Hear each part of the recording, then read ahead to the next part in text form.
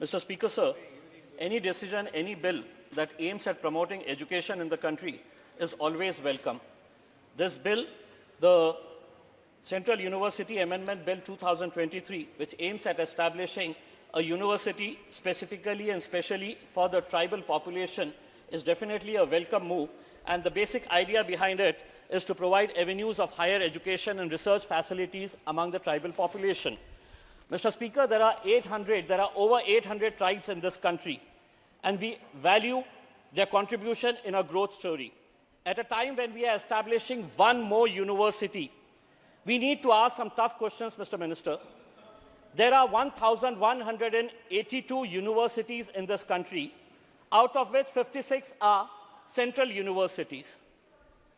Why is it so that none of these universities, we have 1,182 universities, not one of the university features among the top 200 universities of the world, not a single one. And among them, even 56 central universities, we proudly claim that we have 56 central universities. Our only university that features is ranked somewhere around 320. So the big question is, are we not compromising on quality and stressing more on quantity? कि देखिए हमारी सरकार ने कितने सारे विश्वविद्यालय, कितने सारे universities और कितने सारे colleges खोल ले. We need to compete at the international level. Mr. Minister, can you apprise us of the number of scheduled tribe students who are availing higher education? Is it not a fact that just like the Muslim community, the scheduled tribes have the highest number of dropouts in this country, almost about 25%. Please correct me if I'm wrong. Is it not a fact that those scheduled tribe students who have got all the education, they are not getting jobs because of the contractual system that you have adopted?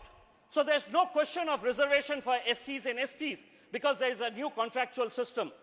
While I admit that there have been a number of commissions and committees that were constituted by the government to address the economic and social plight of the scheduled tribes, education of the tribal population, why is it that it continues to be dismal, Mr. Speaker?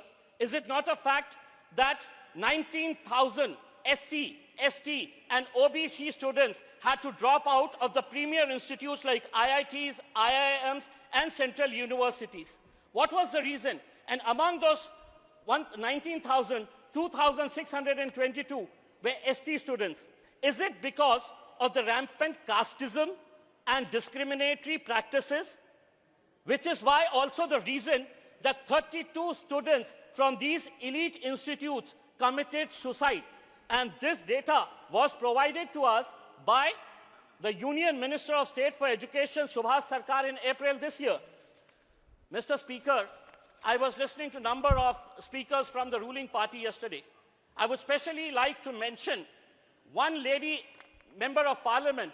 She proudly said that, see, it is our government, the government of Mr. Narendra Modi, that made Mr. APJ Abdul Kalam a Muslim as the president. No. He deserved that place, which is why he rose to the rank of the President of India. Then she said that we made a scheduled caste, Ramnath Kovind, as the President of India. He deserved that. What have you done for their community? The third is, she very proudly said, we made a scheduled tribe, a tribal woman, as the President of India. Mr. Minister, I would like to ask one question.